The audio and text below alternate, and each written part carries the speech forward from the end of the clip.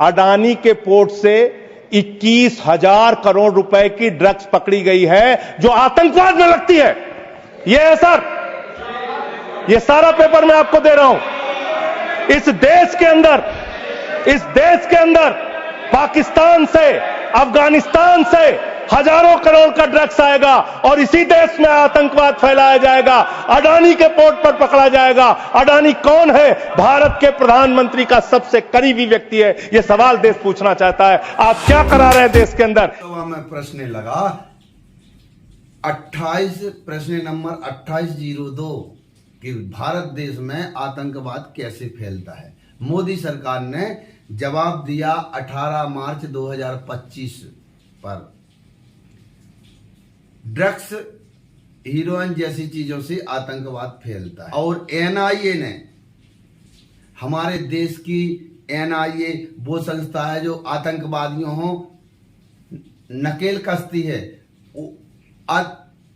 Supreme court में NIA ने लिख कर दिया है कि 2100 करोड़ की ड्रग्स अडानी के एयरपोर्ट मात्र से पकड़ी गई है।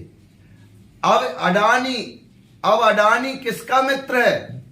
मोदी जी का सबसे करीबी मित्र है। यह देश जानना चाहता है।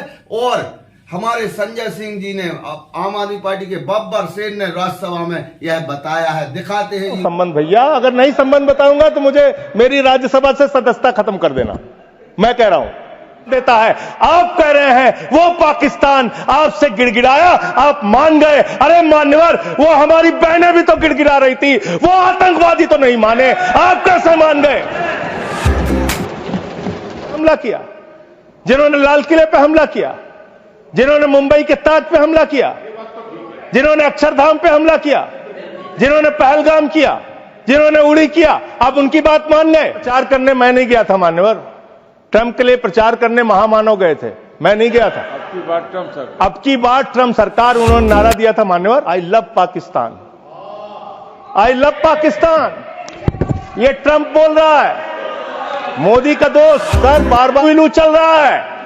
और आप कह रहे हैं अब की बार ट्रंप सरकार, आप कह रहे हैं फरवरी को गए थे, 14 फरवरी 2025 को जब आप गए थे तो 7 फरवरी को वही अमेरिका हमारे भारतीयों को बेड़ी में बांध के अमृतसर में उतारा था सर। आप यहां उतरे और आपने आपत्ति नहीं की। आप कह रहे हैं मेगा मीगा मागा, वहां कर रहे हैं मेगा मीगा मागा।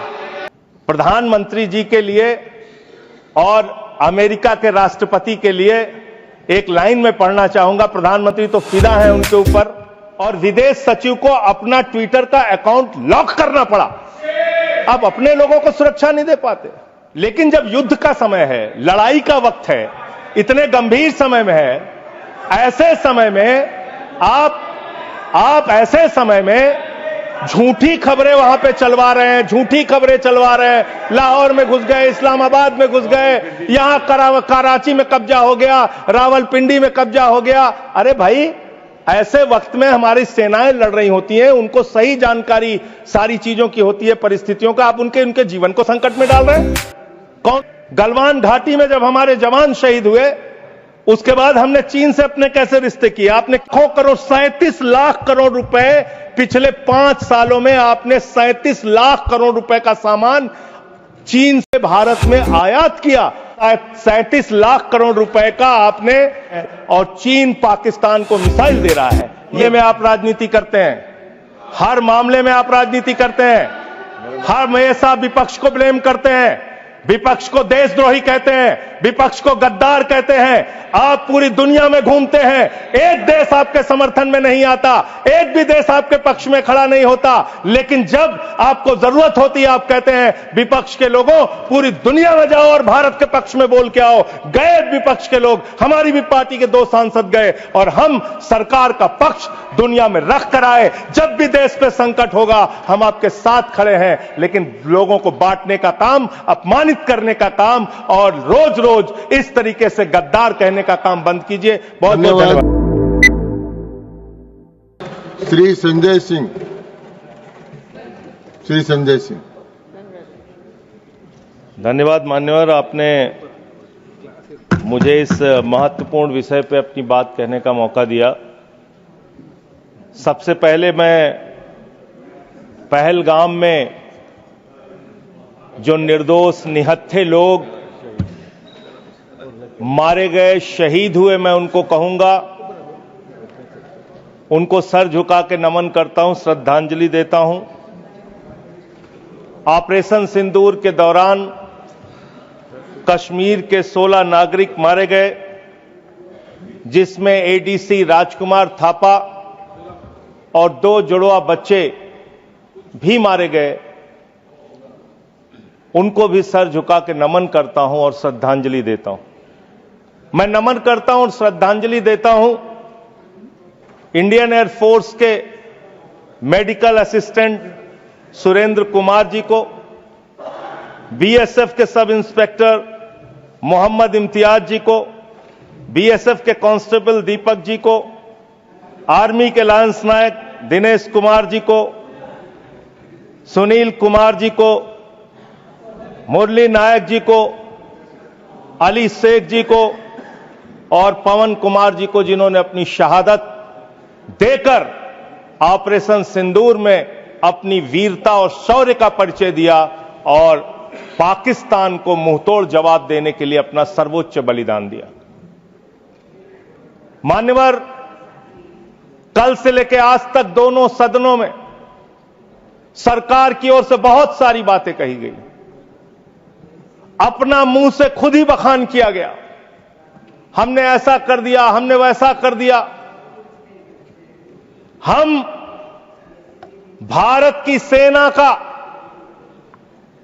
भारत के बहादुर सैनिकों का, बहादुर जवानों का बार बार नमन करेंगे, उनकी शौर्य और वीरता को बार बार प्रणाम करेंगे, लेकिन आपके नाकारेपन पर 1000 बार सवाल पूछेंगे मान्यवर, क्योंकि सवाल आपसे बनते हैं। पहलगाम में जो निर्दोष लोग बैसरन घाटी में गए थे, उनको आकर 5 खूंखार आतंकवादियों ने कैसे मार दिया? भारत की सीमा के अंदर 200 किलोमीटर वो आतंकवादी कैसे घुस गए? कहां से आपकी इंटेलिजेंस फेलियर हुई, उसके लिए कौन जवाबदेह है? और जब हम सर्वदलीय बैठक में बैठे थे, आदरणीय लीडर ऑफ अपोजिशन भी वहां पे थे, त्रुचि शिवाजी भी थे, और मान्यवर हमको बताया गया, सरकार के द्वारा बताया गया कि बैसरन घाटी में सिर्फ अमरनाथ यात्रा के 15 दिन पहले ही लोग आते हैं। ये तो पता नहीं किस गलती से होटल वालों के साथ मिलकर बैसरन घाटी को खोल दिया गया। अब इतने सारे अलग अलग दलों के नेताओं को सरकार के जिम्मेदार मंत्री, गृह मंत्री की मौजूदगी में, रक्षा मंत्री की मौजूदगी में गलत जानकारी दे रहे हैं। बाद में जब हमने पता किया तो पता चला कि हमेशा वो बैसरन घाटी खुली रहती है, लेकिन वहां सुरक्षा के कोई इंतजाम नहीं थे मान्यवर। वो लोग चीखते रहे, चिल्लाते रहे, रोते रहे, बिलखते रहे, अपनी जान गंवाते रहे, सहायता मांगते रहे, लेकिन उनकी सहायता करने वाला कोई नहीं था। मैं गया था शुभम द्विवेदी जी के घर कानपुर में मान्यवर, और उनके पिता ने रो के एक ही मांग कही। उनकी पत्नी का रो रो के बुरा हाल था। उनके परिवार के लोगों ने, उनके पिताजी ने रो रो के एक ही बात कही, हमारे बेटे ने देश के लिए अपनी शहादत दी है। जो लोग इसमें मारे गए हैं, सरकार हमें क्या मदद देती है उससे हमें लेना देना नहीं, कम से कम हमको शहीद का दर्जा दिया। ये उनकी पीड़ा थी, उनकी मांग थी। मैं आपके माध्यम से सरकार तक उनकी भावनाएं पहुंचाना चाहता हूं मान्यवर, बताया गया कि जब यह घटना हुई उसके बाद देश के गृह मंत्री वहां जाते हैं। देश के गृह मंत्री ने जाके वहां प्रेस कॉन्फ्रेंस किया, अपनी बात कही। उसके बाद प्रधानमंत्री को इसकी सूचना मिलती है। प्रधानमंत्री जी अपना कार्यक्रम छोड़ के भाग के आते सऊदी अरबिया से। पूरा देश इंतजार कर रहा था कि प्रधानमंत्री जी आ रहे हैं, प्रधानमंत्री जी निश्चित पहलगाम जाएंगे। प्रधानमंत्री जी पहलगाम नहीं गए मान्यवर। प्रधानमंत्री जी 24 अप्रैल को बिहार में चुनाव प्रचार गए। प्रधानमंत्री जी 1 मई को महाराष्ट्र, केरला और आंध्र प्रदेश में उद्घाटन करने के लिए गए। प्रधानमंत्री जी फिल्मी सितारों को संबोधित करने गए, फिल्मी सितारों को संबोधित करने गए, लेकिन जो लोग पहलगाम में मारे गए थे उनकी पीड़ा, उनका हाल, उनका दुख, उनकी तकलीफ जानने के लिए नहीं गए। मान्यवर, यहां कहा गया सेना के शौर्य को, बहादुरी को नमन कीजिए। हम करेंगे, बार बार करेंगे, लेकिन आपने सेना के लिए क्या किया? जया बच्चन जी कह रही क्या हैं यह कि- देश जानना नहीं चाहता? जया बच्चन जी कह रही हैं कि आप गलत बोल रहे हो। कौन कह रहा है? जया बच्चन जी। आपने उतनी दूर से नहीं सुना होगा मान्यवर, आपने सुना नहीं होगा आप सुन लीजिए, मान्यवर। आप सुन लीजिए, कृपया सुन लीजिए। मान्यवर, तो फिल्मी सितारे जो आपने कहा ना, वो जिस तरह से आपने कहा कुछ डेरोगेटरी लगा, यही मेरा ऑब्जेक्शन। मान्यवर, नहीं, मैं ये नहीं कह रहा हूं कि फिल्मी सितारों को आपने संबोधित किया या किसी आप कार्यक्रम में गए, लेकिन आपकी पहली प्राथमिकता भारत के प्रधानमंत्री के तौर पे क्या थी? सवाल यह है कि पहली प्राथमिकता आपकी क्या थी? पहली प्राथमिकता थी देश में आते, बिहार का चुनाव छोड़ते, पहले आप पहलगाम जाते। पहले आप उस घटनास्थल पे जाते। हमारा सवाल यह है, अभी त्रुचि शिवाजी बहुत दुखी थे, कह रहे थे प्रधानमंत्री कहां हैं, सदन में क्यों नहीं आए, प्रधानमंत्री कहां हैं, प्रधानमंत्री कहां हैं? अरे शिवाजी, वो अवतार है, इंसान नहीं है, वो अवतार है, कृपया इधर भगवान है, देखें। अदृश्य। इधर देखें, अदृश्य नहीं, कल तमिलनाडु में ही थे इनके। अभी सर, सर ये बड़े परेशान है कि प्रधानमंत्री जी सदन में नहीं आए। प्रधानमंत्री जी अवतार हैं, वो अदृश्य रह के भी कहीं मौजूद हो सकते हैं, उनको आना नहीं होता शारीरिक रूप से, वो प्रकट हो जाते हैं, प्रकट हो जाते हैं। नॉन बायोलॉजिकल है सर वो, तो इसलिए प्रधानमंत्री कभी नहीं आते ऐसे मसलों पे। 18 घंटे काम करते हैं प्रधानमंत्री, लेकिन इतने गंभीर विषय पे दोनों सदनों के अंदर चर्चा हो रही है। 18 घंटे काम करने वाला प्रधानमंत्री 2 घंटे भी दोनों सदनों में क्यों नहीं है, यह सवाल हम लोग पूछना चाहते हैं। आपको इसका महत्व नहीं नजर आता? आपको कह रहे हैं आपकी बात सुनने के लिए नहीं आना चाहते, राजनाथ सिंह की बात सुनने आ जाते। ये लोग भी बकवास करते हैं। हम लोग जब बोले मत सुनो, भेज दो वापस, कम से कम अपने लोगों की तो सुनने आ जाओ। बकवास वो भी सुनने नहीं आते, बकवास बोला सब, बकवास सब नहीं, उन्होंने बोला हट जाएगा दोनों। जैसे आप उनका सुन ले वैसे मैंने उनका सुन लिया, मैंने उनका सुन लिया। तो आपके मंत्री यहां बकवास करते हैं? आपके माननीय मंत्री, सांसद, नेता जो आते हैं यहां बकवास सब मत बोलिएगा, आप चेयर ने मना कर दिया। चलो मान्यवर, ये सेना के सम्मान की बात हो रही है। आपने कितना सेना का सम्मान किया? 3 साल तक भारत के सेना की भर्ती बंद रही मान्यवर, और उन 3 सालों में भर्ती बंद होने के कारण 1,80,000 सेना की तादाद को कम किया गया। उसके लिए आप जिम्मेदार हैं। बार बार आपसे सवाल पूछा जाएगा और आपकी आलोचना होनी चाहिए। आपने भारत की सेना में भर्ती होना, वो चाहे उत्तर प्रदेश का नौजवान हो, चाहे बिहार का, चाहे हरियाणा का, चाहे राजस्थान का, चाहे हिंदुस्तान के किसी कोने का हो, उसके लिए गौरव और सम्मान की बात होती थी। सुबह 4 बजे उठ के दौड़ लगाता था, मेहनत करता था, उसकी मां दूध पिला के तैयार करती थी अपने बेटे को कि कभी जरूरत पड़ेगी तो अपने प्राणों की आहुति देके भारत माता की रक्षा करेगा। ये आपने उस जगह पे 4 साल की नौकरी कर दी। आप सेना के सम्मान की बात करते हैं। आपके पास सब कुछ के लिए पैसा है, अपने दोस्तों के ऊपर लुटाने के लिए लाखों हजारों करोड़ रुपए है, लेकिन सेना के जवान को आपने अग्निवीर बना के 4 साल की योजना में उनको जवान बना दिया। उनके लिए तनख्वाह देने के लिए पैसा नहीं है आपके पास। बीएसएफ के जवान, सीआईएसएफ के जवान, पैरामिलिट्री फोर्सेस के जवान, उनको पेंशन देने के लिए पैसा नहीं है, शहीद का दर्जा देने के लिए पैसा नहीं है आपके पास।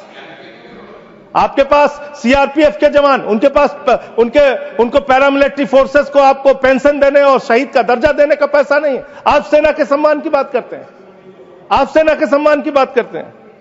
मान्यवर, सबसे बड़ा दुख इस बात का हुआ, कल से कहा जा रहा है नहीं, हमने अपने आप सीज फायर डिक्लेयर किया, हमने अपने आप सीज फायर डिक्लेयर किया, इसमें किसी तीसरे देश का हस्तक्षेप नहीं है। आजादी के बाद से लेकर आज तक भारत का स्टैंड एक ही रहा है, हम पाकिस्तान के मामले में किसी भी तीसरे देश की मध्यस्थता नहीं मानते। अगर उस बात के साथ किसी ने धोखा किया है, किसी ने विश्वासघात किया है, तो उसका नाम है भारत के प्रधानमंत्री नरेंद्र मोदी। मैं इस सदन के अंदर कहना चाहता हूं, आपने उस भावना के साथ विश्वासघात किया है।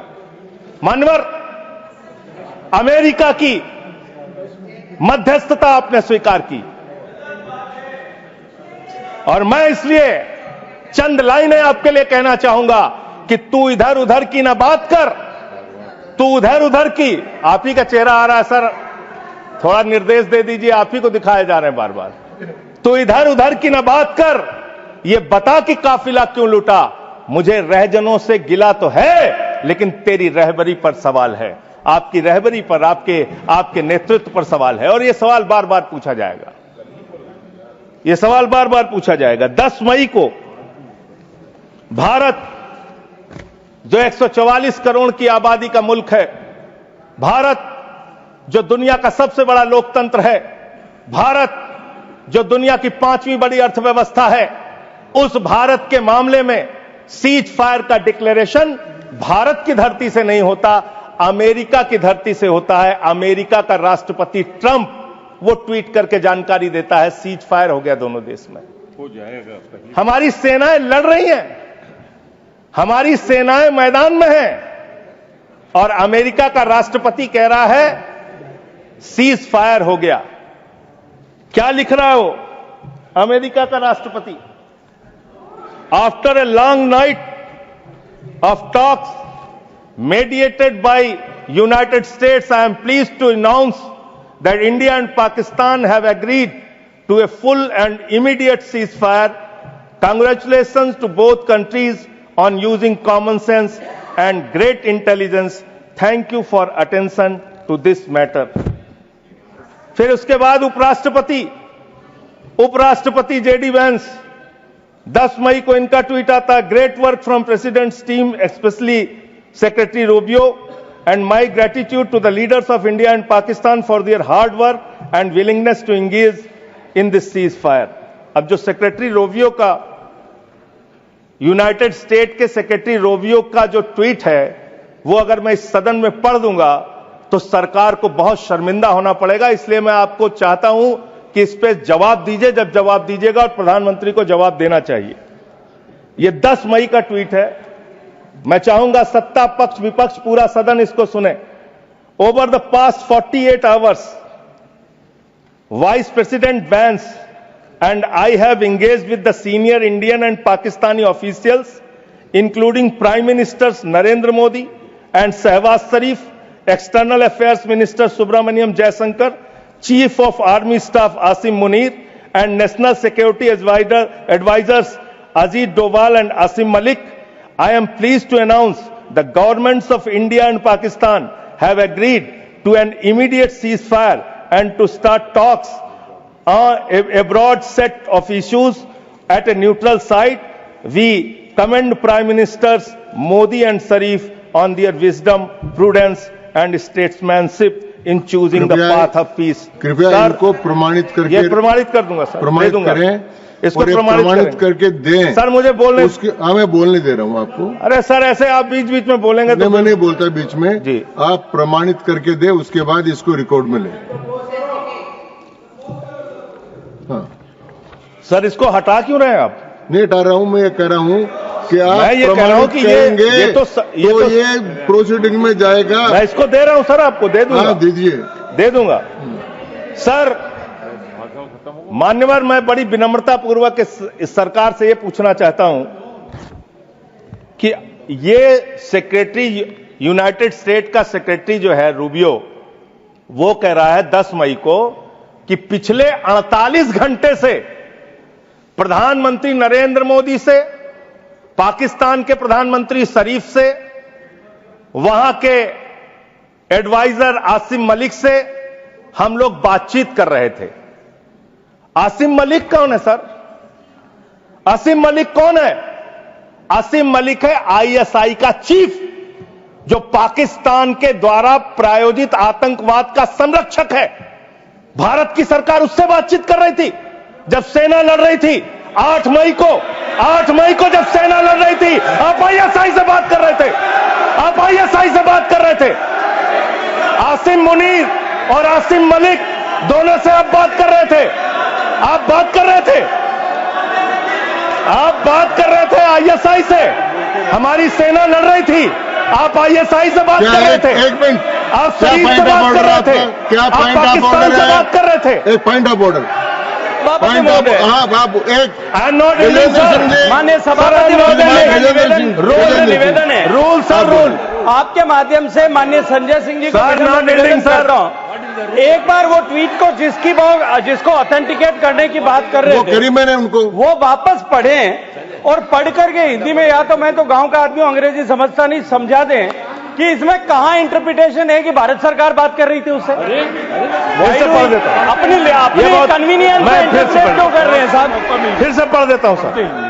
मैं मंत्री जी की मांग का समर्थन करता हूं। भाई मैं मंत्री जी की मांग का समर्थन करता हूं। मैं फिर से पढ़ रहा हूं। ये 10 मई का ट्वीट है। मैं मंत्री जी की मांग का समर्थन करते हुए फिर से पढ़ रहा हूं। देखिए, नियमों में ओवर द पास्ट माननीय 48 संजय आवर्स, सिंह जी सुनिए, नियमों में बहुत स्पष्ट प्रावधान है कि हम किसी भी विदेशी राष्ट्रपति का, विदेश मंत्री का, किसी मंत्री का हम उल्लेख नहीं करेंगे। क्यों? लेकिन यहां किसका उल्लेख नहीं हुआ लेकिन सर? मैंने आपको, एक मिनट सर, आप चेयरमैन की रूलिंग है, सब सारी चीजों पे हम बोल सकते हैं मेरी सर। बात तो सुनिए, और हम क्रिटिसाइज तो पहले कर नहीं मेरी बात रहे, सुन लीजिए प्लीज। हमें जानकारी दे रहे हैं सदन को। मैंने आपको कह दिया कि आप ऑथेंटिकेट करके इसको दे दीजिए। नहीं, वो हिंदी में चाह रहे हैं सर। चलिए, वो हिंदी में चाह रहे हैं और मैं पढ़ दे रहा हूं सर इसको। आप अंग्रेजी में दे दो। हाँ, नहीं हिंदी में ही चाह रहा हूं, हिंदी में। ओवर द पास्ट 48 आवर्स, पिछले 48 घंटे में उपराष्ट्रपति Vance and I have engaged with senior Indian and Pakistani officials. तो इसमें प्रधानमंत्री मैं का और है। सुन तो, अरे सुनिए तो भाई, नाम सुनिए सर, नाम सुनिए। Officials including prime ministers Narendra Modi and Shahbaz Sharif, external affairs minister Subrahmanyam Jaishankar, chief of army staff Asim Munir and national security advisers Ajit Doval and Asim Malik. Asim Malik ISI का प्रमुख है। आसिम मलिक आईएसआई का प्रमुख है। आपकी सरकार आसिम मलिक से कैसे बात कर रही थी? जो आतंकवाद को जन्म देते हैं, आप उनसे बात करते हैं? और वाइस प्रेसिडेंट बेंच ने की है, और फिर तो मोदी जी ने बात की, डिस्टर्ब या करेंगे, डोभाल ठीक साहब बात ने नहीं। बात की, ये सर, तो ये कहाँ ठीक आ गया? बात नहीं है। जबरदस्ती सर, ऐसे झूठा डिस्टर्ब दोषारोपण करेंगे, करना ठीक नहीं है चाहते हैं सर। मैंने अपनी व्यवस्था दे सर, दी। सर ये झूठा शब्द बोल रहे हैं। इनको झूठा शब्द तो नहीं आएगा। इनको आप आगे बढ़िए, आगे हाँ। बढ़िए। सर, इसके बारे में मैंने व्यवस्था दे चुका। सर मान्यवर, 10 मई को, मदन जी कृपया बैठ जाए। 10 मई को यह सीज फायर की डिक्लेरेशन होती है। 5 जून को कृपया बैठ जाए। लीजिए यार सर, मैंने जजमेंट इसमें दे दिया व्यवस्था, कृपया बैठ जाए। 5 जून को पाकिस्तान को संयुक्त राष्ट्र संघ की एंटी टेररिस्ट कमेटी जो है, उसका वाइस प्रेसिडेंट बनाया जाता है। हम जानते हैं इसमें अमेरिका की ही चलती है, अमेरिका के कहने पे बनाया। पाकिस्तान एंटी टेररिस्ट कमेटी का वाइस प्रेसिडेंट बन रहा है, वो पाकिस्तान जिसने 10 साल तक ओसामा बिन लादेन को अपने घर में छिपा के रखा, वो पाकिस्तान जहां मसूद अजहर है, वो पाकिस्तान जहां हाफिज सईद है, वो पाकिस्तान जिसने ताज पे हमला किया मुंबई में, वो पाकिस्तान जिसने संसद पे हमला किया, वो पाकिस्तान जिसने अक्षरधाम किया, वो पाकिस्तान जिसने उड़ी किया, वो पाकिस्तान जिसने पुलवामा किया, वो पाकिस्तान जिसने लाल किले पे हमला किया, वो पाकिस्तान जो हिंदुस्तान में आतंकवाद फैलाता है, पहलगाम की घटना को अंजाम देता है। आप कह रहे हैं वो पाकिस्तान आपसे गिड़गिड़ाया, आप मान गए। अरे मान्यवर, वो हमारी बहनें भी तो गिड़गिड़ा रही थी, वो आतंकवादी तो नहीं माने, आप कैसे मान गए? वो बहनें भी तो गिड़गिड़ा रही थी मान्यवर, वो भी तो कह रही थी आतंकवादियों के सामने कि मत मारो मेरे पति को, मत मारो, लेकिन मारा उन्होंने।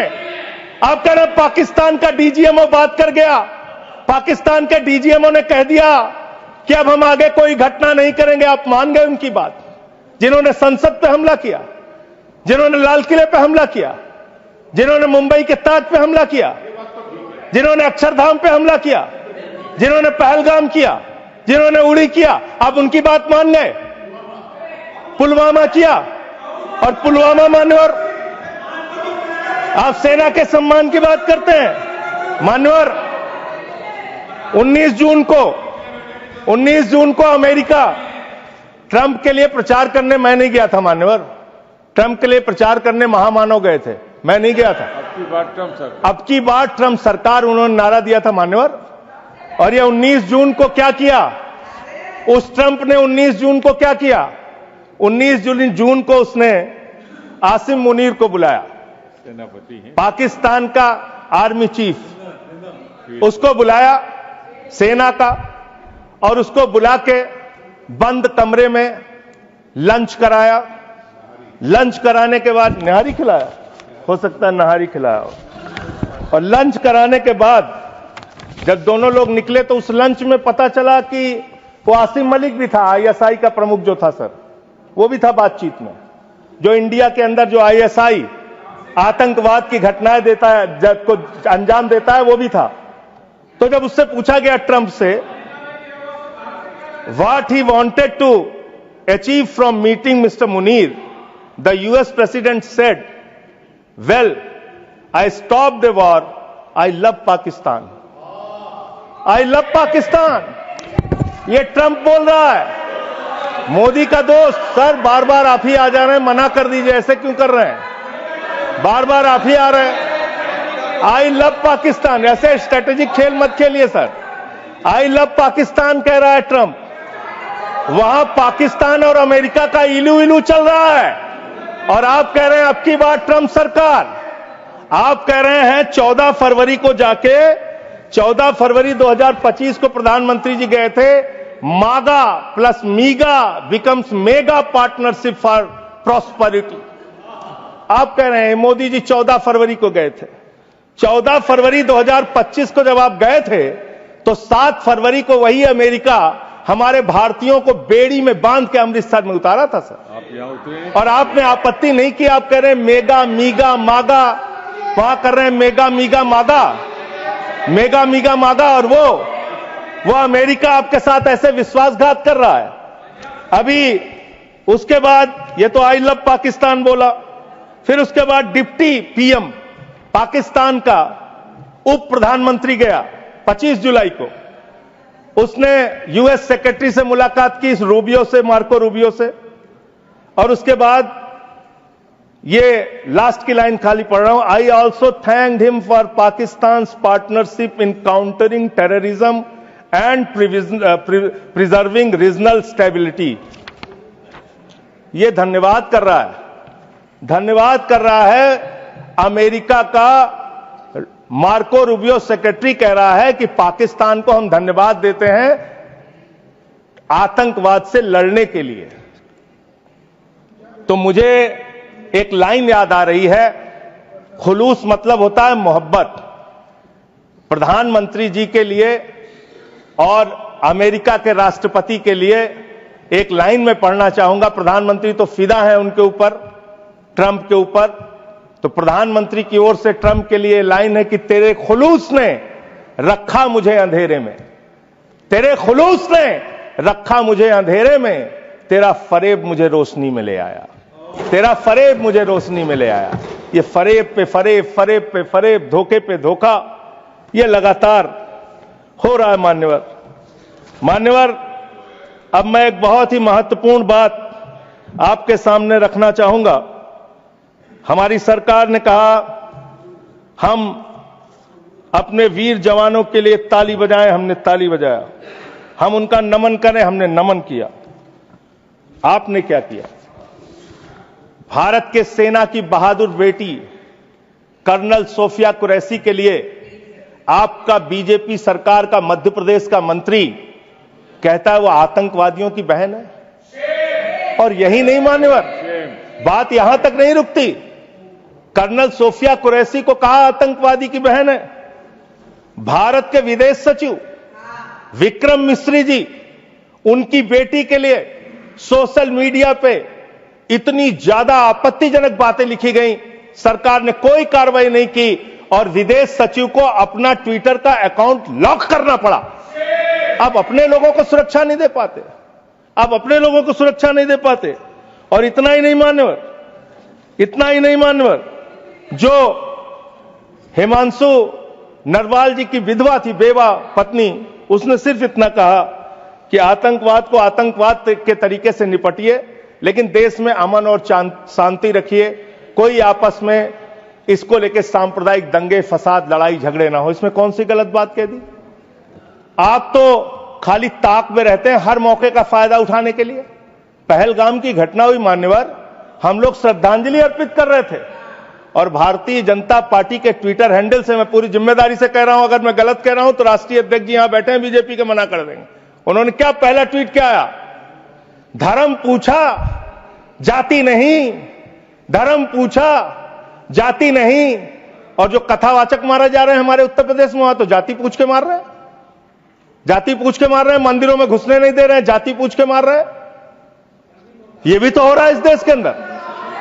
इसलिए आप विषय पर बोलिए। माननीय सदस्य बोल रहा हूं सर। नहीं, विषय नहीं, ये सर, विषय नहीं है ना, ये विषय है सर, ये विषय नहीं है। हाँ आप विषय पर बोलिए सर, विषय यही है। नरवाल और आप एक बात मैं कह सकता हूं सर, विदेश सचिव का नाम नहीं लिखे, मंत्रालय का नाम लिखे। ये काहे के लिए? ये है सर, हम ऑफिसर्स अच्छा चलिए ठीक, जो आपको ठीक लगे सर, जैसे आपने ऑफिसर्स का नाम सर, नहीं ले सकते। नो, चलिए सर, नो सर वैसे मैं एक बात कह सकता हूं और सरकार को इसको ध्यान देना चाहिए सर। मैं बड़ी गंभीरता से इस बात को कह रहा हूं। आप गोदी मीडिया से अपनी चाटुकारिता दिन रात करवाना चाहते हैं, करवाइए, कोई हमें दिक्कत नहीं है, वो लोग करेंगे ही। लेकिन जब युद्ध का समय है, लड़ाई का वक्त है, इतने गंभीर समय में है, ऐसे समय में आप ऐसे समय में झूठी खबरें वहां पे चलवा रहे हैं, झूठी खबरें चलवा रहे हैं। लाहौर में घुस गए, इस्लामाबाद में घुस गए, यहां कराची में कब्जा हो गया, रावलपिंडी में कब्जा हो गया। अरे भाई, ऐसे वक्त में हमारी सेनाएं लड़ रही होती हैं, उनको सही जानकारी सारी चीजों की होती है, परिस्थितियों का। आप उनके जीवन को संकट में डाल रहे हैं। कौन कहां लड़ रहा है, किस पोजीशन पे है, आप दुनिया भर की जो भी मन हो रहा खबरें चलाए जा रहे हैं मीडिया पे, तो इस पर भी रोक लगनी चाहिए। तीसरी बात, यहां पे चाइना की भी बात हुई। चाइना ने पूरी तरीके से पाकिस्तान का साथ दिया, पूरी तरीके से मिसाइल दिया, लड़ाई में हर तरीके से उनका साथ दिया, हर तरीके से पाकिस्तान का साथ देने का काम चीन ने किया, हर तरीके से पाकिस्तान का साथ देने का काम अमेरिका ने किया। और आप क्या कर रहे हैं चीन के साथ? मैंने कल देखा, मैंने सोचा मान्यवर कि चलिए इसी को देखते हैं। गलवान घाटी में जब हमारे जवान शहीद हुए, उसके बाद हमने चीन से अपने कैसे रिश्ते किए, आपने क्या किया, यह पूरे देश को जानना चाहिए और खास तौर से आपके समर्थकों को। 2020 के घटना के बाद गलवान घाटी में जब हमारे जवान शहीद हुए, उसके बाद आपने 4,83,033 करोड़ रुपए का आयात चीन से किया। 2021-22 में आपने 7,10,148 करोड़ रुपए का व्यापार चीन से किया, आयात चीन से किया। 2022-23 में 8,03,533 करोड़ का आयात चीन से किया। 2023-24 में 8,38,442 करोड़ रुपए का आयात चीन से किया। 2024-25 में 9,41,718 करोड़ रुपए का आयात चीन से किया। आप चीन को लाखों करोड़, 37 लाख करोड़ रुपए पिछले 5 सालों में आपने 37 लाख करोड़ रुपए का सामान चीन से भारत में आयात किया। आप चीन को रुपया पे रुपया लाखों करोड़ कमा रहे हैं। माननीय सदस्य, आप हर एक चीज में रोकेंगे सर। इसमें मैं तो ये आंकड़ा बिल्कुल ये रिलेवेंट नहीं है। आप ये बोलिए। रिलेवेंट है, मैं बता रहा हूं सर मैं बता रहा हूं सर, इसको लीजिए आप सर। ये एम्बेसी ऑफ इंडिया बीजिंग, ये एम्बेसी ऑफ इंडिया भारत की एम्बेसी का ये डाटा है और वेबसाइट पे आप जा सकते हैं, चेक करा सकते हैं। ये वहां से मिला डाटा। ये 37 लाख करोड़ रुपए का आपने उनको व्यापार दिया, उनसे वहां से सामान आयात कर रहे हैं। आप चीन को लाखों करोड़ रुपए का व्यापार दे रहे हैं और चीन पाकिस्तान को मिसाइल दे रहा है। ये आपका समझौता है, ये आपका समझौता है। आप उस चीन के राष्ट्रपति को झूला झुलाते हैं और ये हमारे साथ चीन कर रहा है, ये हमारे साथ चीन कर रहा है। ये इस देश को जानना जरूरी है। पाकिस्तान को कर्जा मिलता है IMF से, वर्ल्ड बैंक से, और ये कर्जा मिलता है लगभग 3 लाख करोड़ रुपए का कर्जा उनका सैंक्शन हो चुका है, मिल जाएगा। और काफी विरोध भी किया सरकार ने, लेकिन माने नहीं वो लोग, माने नहीं। लड़ाई के समय में उनका कर्जा सैंक्शन हो रहा है और वो पैसा कहां लगेगा? आतंकवाद को बढ़ावा देने में, आतंकवाद को फैलाने में। और अंत में बस मैं सिर्फ एक रिपोर्ट पढ़ के अपनी बात को खत्म करूंगा। हिंदुस्तान में आतंकवाद बढ़ कैसे रहा है, सोर्स पहले ही बता देता हूं। क्वेश्चन नंबर 2802 लोकसभा, दिनांक 18 मार्च 2025। भारत की सरकार का जवाब है, मेरा जवाब नहीं है। इस क्वेश्चन में पूछा गया गृह मंत्रालय से कि हिंदुस्तान में कितने ड्रग्स पिछले 5 साल में पकड़े गए। इसका तो क्या भारत की संबंध है इस चर्चा से? सर अब आप इसको भी नहीं मानेंगे, सर अब आप इसको भी नहीं मानेंगे। इस चर्चा से मतलब ये जो ऑथेंटिक डॉक्यूमेंट है इसको भी आप मानेंगे नहीं? डॉक्यूमेंट का नहीं है, जिस विषय पर तो मुझे आप ऑपरेशन कंटिन्यू सिंदूर पर कर चर्चा मैं समझा रहा हूं का सर। संबंध नहीं है। सर ये ड्रग्स का पैसा आतंकवाद में लग रहा है, ये ड्रग्स का पैसा आतंकवाद में लग रहा है। मैं नहीं कह रहा हूं, सरकार कह रही है। ये तो सुन लीजिए, सरकार कह रही है सर, मैं नहीं कह रहा हूं। पूरी बात ही आप नहीं सुनते सर। पूछा गया पिछले 5 साल में कहां कहां कितना मिला, तो बताया कि एक अडानी का पोर्ट है मुंद्रा में, वहां 260 करोड़ रुपए की ड्रग्स पकड़ी गई। फिर बताया अडानी का पोर्ट, ये तारीख है 26 मई 2022। फिर एक अडानी के पोर्ट पे ही 11/7 बता रहा हूं संबंध भैया। अगर नहीं संबंध बताऊंगा तो मुझे मेरी राज्यसभा से सदस्यता खत्म कर देना, मैं कह रहा हूं। आप इधर ही करो जी, उधर किस लिए कर रहे हो? हाँ, तो ऐसे टिक्का टिप्पणी ना करें। अडानी पोर्ट पर हीरोइन पकड़ी गई 150 करोड़ रुपए। तो अडानी ने पकड़ा ही ना। अरे सुन तो लीजिए सर, सुन ले। काहे अडानी का नाम सुन के काहे ऐसे विचलित हो जाते हैं सब लोग? अडानी का नाम सुन के क्यों ऐसे विचलित हो जाते हैं अडानी का नाम सुन के सर? और ये जो पकड़ा गया, तो जिसमें जो लोग गिरफ्तार हुए, इसका भारत की सरकार ने अपोज किया, करना भी चाहिए। NIA ने किया, संजय सिंह ने नहीं किया, NIA ने करना चाहिए, किया इन्होंने। और जब विरोध किया तो ASG महोदय ने सुप्रीम कोर्ट में कहा, NIA ने सुप्रीम कोर्ट में कहा, अडानी के पोर्ट से 21,000 करोड़ रुपए की ड्रग्स पकड़ी गई है जो आतंकवाद में लगती है। यह है सर, यह सारा पेपर मैं आपको दे रहा हूं। इस देश के अंदर पाकिस्तान से, अफगानिस्तान से हजारों करोड़ का ड्रग्स आएगा और इसी देश में आतंकवाद फैलाया जाएगा। अडानी के पोर्ट पर पकड़ा जाएगा। अडानी कौन है? भारत के प्रधानमंत्री का सबसे करीबी व्यक्ति है। यह सवाल देश पूछना चाहता है, आप क्या करा रहे हैं देश के अंदर? इन ड्रग्स वाले मामले में जो पकड़े गए हैं, इस पर क्या कार्रवाई हुई है, जानना चाहता है देश। समाप्त हुआ माननीय सदस्य। मान्यवर, अभी बहुत समय है सर, 35 मिनट समय है। 35 मान्यवर, 35 मिनट समय। मान्यवर, मैं अंत में एक ही बात कहना चाहता हूं। आपने कहा कि इस मामले में राजनीति नहीं होनी चाहिए। राजनीति करता कौन है? हर मामले में आप राजनीति करते हैं। हर मामले में आप राजनीति करते हैं।